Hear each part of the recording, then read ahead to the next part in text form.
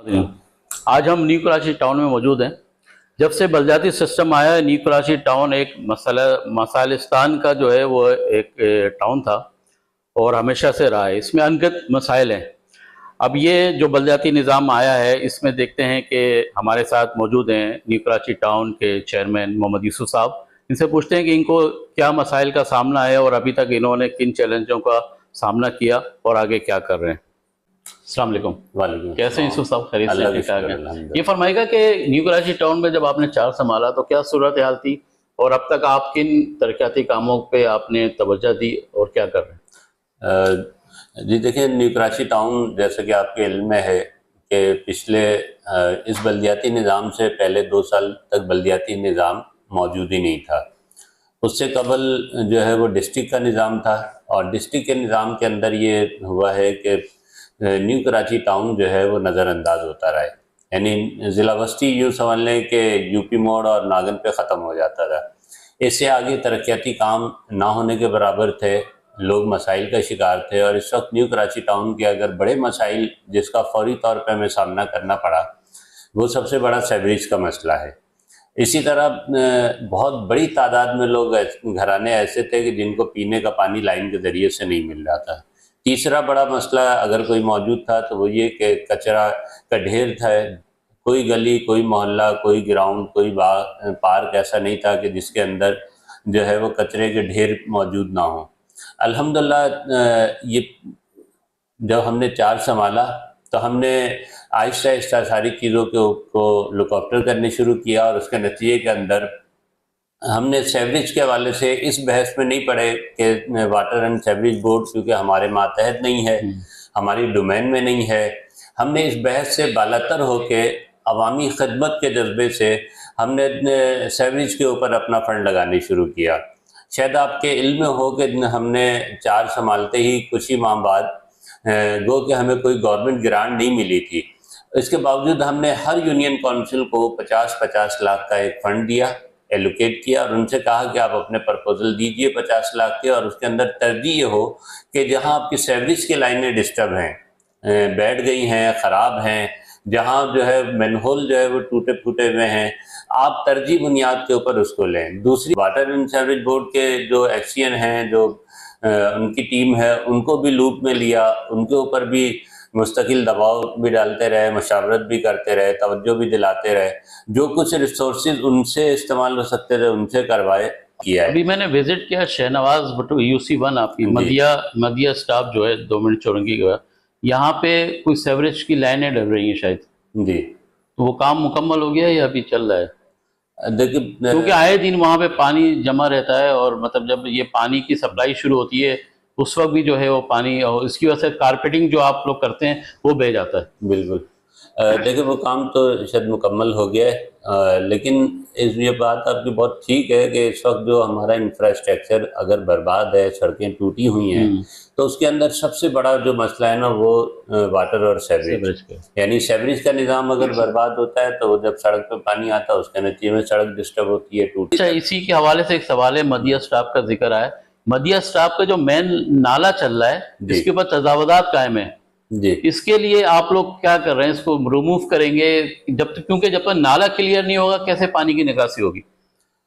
देखिए जो मदिया वाला नाला है, अंदर के नाले की बात कर रहे हैं? दोनों साइड जो नाला चल रहा है जिसपे होटल्स वालों ने, दुकानों वालों ने अपने वो तजावुज़ात लगा के उसको बिल्कुल पैक कर दिया है, जिसकी सफाई नामुमकिन है। जी बिल्कुल। अच्छा देखिए, आपके इल्म में होगा कि यूपी मोड़ से लेकर 4 के चुरंगी तक लेफ्ट साइड के ऊपर ठेले ही ठेले खड़े हुए थे। जी जी। यानी रात में ट्रैफिक भी बुरी तरह से मुतासिर होता था, पावर हाउस पर भी होता था, यूपी मोड़ और पावर हाउस के दरमियान भी कई जगहों पर ट्रैफिक की रवानी बहुत मुतासिर होती थी। लेकिन आज रात भी आपको मैं दावत दूंगा कि आप जाकर देखें, अल्हम्दुलिल्लाह जो रोड के ऊपर जितने ठेले थे उसको फुटपाथ पे कर दिया गया, खत्म, वहां से हटवाए हैं, यानी फुटपाथों पे नहीं है। अगर आप यूपी मोड़ से पावर हाउस चुरंगी तक आए तो लेफ्ट पे बिल्कुल उसे साफ किया गया है। देखिए ये बिगाड़ तो ये ऐसा नहीं है कि हमारे आने के बाद ये बिगाड़, कई सालों से जाहिर है कि बरस से सूरत हाल यही है और वो बढ़ती ही चली गई।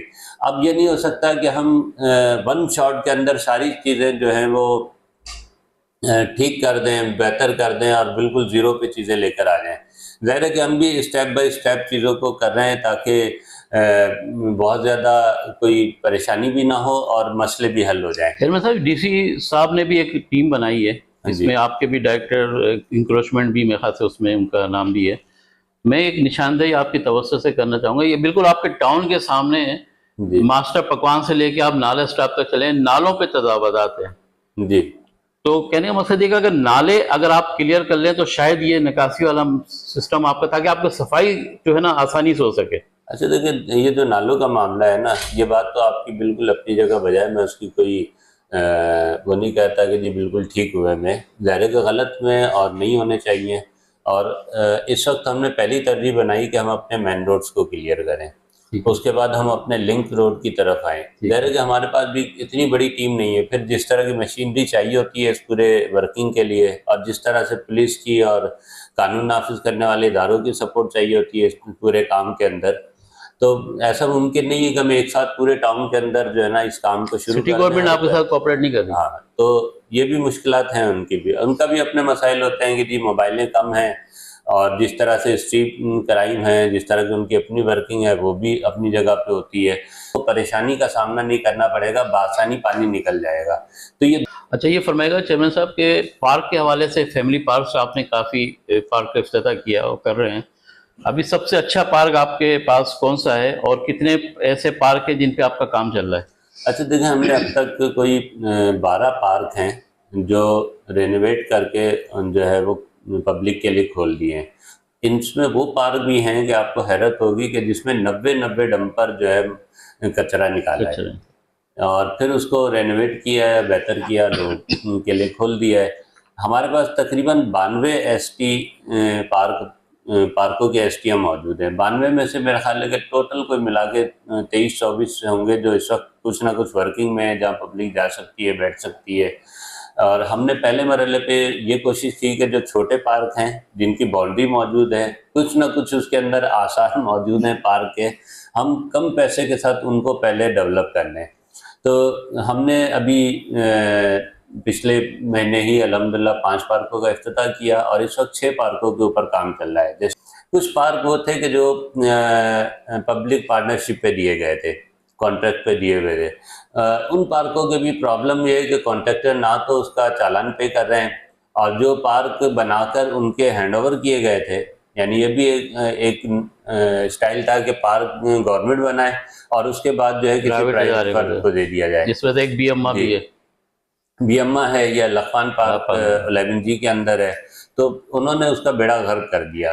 तो हमने अब ये प्लान रखा है कि अगर हम कोई पार्टनर प्राइवेट पार्टनरशिप करेंगे तो उसके अंदर अगर कुछ पैसा हमारा लगे तो उस पार्क को डेवलपमेंट करने के अंदर उनका भी पैसा लगे, ताकि उनको कदर हो और वो उस पार्क की हिफाजत भी करें, उस पार्क को मेंटेन भी रखें, और उसको खुद भी कुछ कमाएं और टाउन को भी जो है उस मद के अंदर जो है वो दें। ये बताएं, एजुकेशन सिस्टम में भी आपने काम किया है, कुछ स्कूलों को आपने रेनोवेट किया है, तो ऐसे कौन से अभी स्कूल हैं जिसका आप बताना चाहेंगे कि आप वो स्कूलों को आपने अपडेट किया है? अच्छा देखिए, स्कूलों के हवाले से एक दोस्त मोहम्मद स्कूल है सेक्रेटरीट के अंदर, उसकी कुछ रेनोवेशन का काम हुआ है। लेकिन सच्ची बात ये है कि ये जो साल, सवा साल, 1.5 साल आप लगा लें हमारा, तो इसके अंदर एक बड़ा अरसा तो वो है कि जो हमारा इसमें गुजर गया ट्रांजिशन पीरियड के अंदर हमारे पास बहुत ही कम वक्त मिला। इसके अंदर कोई उस तरह का बहुत काम तो नहीं हो सका, लेकिन इस वक्त जो सूरत हाल है कि हमने 14 स्कूल की बिल्डिंग है हमारे पास, 28 स्कूल हैं सुबह और शाम मिलाकर। तो इन स्कूलों के अंदर हमने 2 बिल्डिंग है, एक 11G के अंदर बिल्डिंग है जो बिल्कुल खस्ता हाल हो चुकी थी, जिसकी खिड़कियां, दरवाजे, सरिये तक बाहर नज़र आ रहे थे, खंडर बन चुकी थी।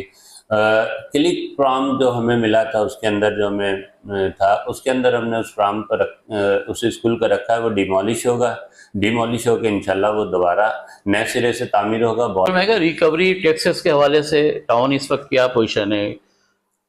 देखिए, इस वक्त पोजीशन जब हम आए थे तो उस वक्त बहुत ही ख़राब थी, लेकिन इस वक्त भी मैं ये नहीं कहता कि बहुत अच्छी है, लेकिन ये कि उसके अंदर बतदरीज जो है बेहतरी का अमल जो है वो शुरू हुआ है। ये भी अच्छा है कि इस वक्त जो हमें जो टैक्सेस हैं उसके ऊपर काम कर रहे हैं। एक्साइज वाला टैक्स जो है वो भी इस वक्त टाउन को जो है दिया गया है। उसका सिस्टम इस साल हमें मिल गया है और इंशाल्लाह उसके ऊपर वर्किंग कर रहे हैं। अब तक पिछले साल की निस्बत उसमें बेहतर रिकवरी है। सबसे एक बड़ा मसला न्यू कराची टाउन में गोश्त मुलाजमिन का भी था, जो कि घर बैठे तनख्वाह ले रहे थे। इसके हवाले से आपने क्या अपना कोई एक नोटिस लिया, आपने कोई इस पे वर्किंग की? देखिए, इस पे सच्ची बात यह है कि इतनी चीज़ें हैं कि किस किस चीज़ को बेहतर किया जाए। हम जैसे ही इन चीज़ों पे हाथ डालते हैं तो ये सारे ऐसे लोग नहीं हैं कि जो लावारिस से लोग हैं। इनके पीछे पार्टियां मौजूद हैं, इनके पीछे माफियाएं मौजूद हैं जो इन सबको तहफ़्फ़ुज़ भी देती है, इनको यहाँ तक पहुँचाया भी है। मतलब ऐसा केस भी मुझे मिला जब हमने थोड़ा सा वर्किंग की कि एक साहब आ नहीं रहे थे, उनकी एब्सेंट लगी, फिर उनको लेटर भेजा गया। लेटर भेजा तो उन्होंने राब्ता किया, उन्होंने कहा कि आपने ये लेटर भेजा है तो ये मुझे क्यों भेजा है? मैंने कहा भाई आप नहीं आ रहे यहाँ पे, आप तनख्वाह लेते हैं, तनख्वाह जाती है आपकी, तो आप आगे ड्यूटी करें अपनी। उन्होंने कहा मैं तो मुलाजिम ही नहीं हूँ, तो वहाँ ज्वाइन करें। शायद आप फेल में हो, सैनिटेशन डिपार्टमेंट और पार्क के मुलाजमिन, जी, ये इसमें अक्सरियत तादाद है। देखिए सैनिटेशन के अंदर तो अलमिया है ना, यानी अब ये सवाल तो उन लोगों से होना चाहिए कि जिन लोगों ने मुस्लिम लोगों को कुंडीमैन भी भर्ती किया, झाड़ू देने वाला भी भर्ती किया, अब उनसे कैसे कराया? यानी मेरे साहब एक और बड़ा मसला था कचरे का। जी, सोल्ड वेस्ट के साथ आपके बड़े ताउन रहा है।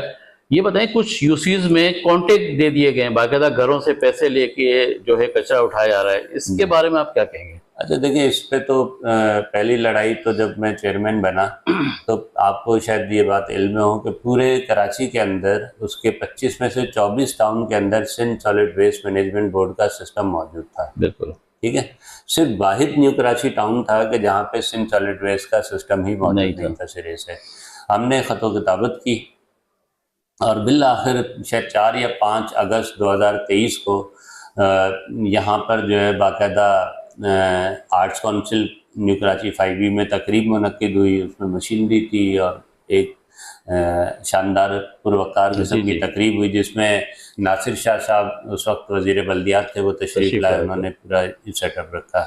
उसके बाद हम भी बहुत पुरुम्मीद थे कि इसके नतीजे के अंदर सफाई सुथराई का माहौल बेहतर होगा। हम मुख्तलिफ़ सतहों पे जो जाते रहे सिंध सॉलिड वेस्ट के पास, तो उसने जो हमें ख़ुद अपनी काम बताए, उन्होंने बताया कि डंपिंग पॉइंट जो हैं वो ज़ीरो होंगे, कचरा कुंडी ज़ीरो होगी। हमने कहा जब ये दोनों ज़ीरो होंगी तो बनेगा क्या कचरे का? तो उन्होंने बताया कि हमारी छोटी गाड़ी से बड़ी गाड़ी, वो उससे बड़ी गाड़ी में कचरा मुंतकिल होगा और वो डायरेक्ट लैंडफिल साइड जाएगा। तो हम भी बहुत खुश हुए कि बहुत अच्छी बात है, इसके नतीजे में सफाई सुथराई का निज़ाम खासा बेहतर हो जाएगा। लेकिन उसका वाहिद इस्तेमाल ये है कि वो फ्री ऑफ कॉस्ट घरों से कचरा उठाएंगे। ये भी पूरा एक सिस्टम है, सियासी सिस्टम है पूरा, यानी वो सिस्टम जो पूरे हर कॉन्टेक्ट दिए हुए 500 से 300 400 रुपए पर घर ले रहे हैं। आपको हैरत होगी कि जितने 108 लोडर रक्शे हैं ये प्राइवेट कॉन्ट्रैक्टर को दे दिए गए। सही, वो प्राइवेट कॉन्ट्रैक्टर घरों से कचरा उठाता है इसके ज़रिए से, और हर घर से 250 रुपए से लेके 500-600 रुपए तक जो है वसूल किए जाते हैं। तो सवाल ये है कि क्या सिंध सॉलिड वेस्ट इसलिए बनाया गया था? और सितम ये है कि इस वक्त ये बातचीत चल रही है, इसके ऊपर वर्किंग चल रही है कि जी कचरा उठाने का भी एक टैक्स जो है वो आयद किया जाए। यानी एक कचरा सिंध सॉलिड वेस्ट की कारकर्दगी जो है वो इंतहाई नाकिस, सिफर है बिल्कुल। ठीक है, उसके बाद कचरा आप घरों से उठा नहीं रहे, हर गली कुचे के अंदर कचरा मौजूद है। आप यकीन करें, मतलब जो चीज़ें हमारे डोमेन में नहीं है, हमारा सारा वक्त उनके ऊपर लगता है। हमारा वक्त सेवरेज पे लगता है, हमारा वक्त पानी पे लगता है, हमारा वक्त जो है कचरे के निज़ाम के ऊपर लगता है। और वैसे कोई कहे तो कह सकते हैं कि जी ये तो आपकी डोमेन ही नहीं है, हमारा काम ही नहीं है।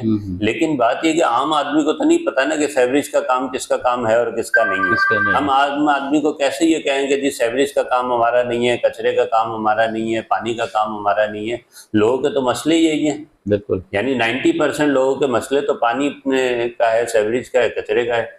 तो बहरहाल ये पूरा एक ऐसा गोरख धंधा बना दिया गया है कि जिसके अंदर सिंध सॉलिड वेस्ट सिवाय कमाई के, सिवाय करप्शन के और सिवाय जो है वो लूट मार के और कोई। इस सिलसिले में आपने वज़ीर बल्दियात या मेयर कराची से कोई मीटिंग नहीं की? देखिए, इन सबको हमने सारी सूरत हाल लिख के दी है, और सितम तो ये है कि जब इसी टाउन के बराबर में एक कचरा कुंडी, यानी पता नहीं न्यू कराची को क्या समझते हैं, तीसरी दुनिया की कोई चीज़ समझते हैं कि हुआ ये कि उनके लोगों ने आकर हमारे टाउन के ऊपर हमला किया, हमारे अफसरान को मारा, मुंतखब नुमाइंदों को मारा।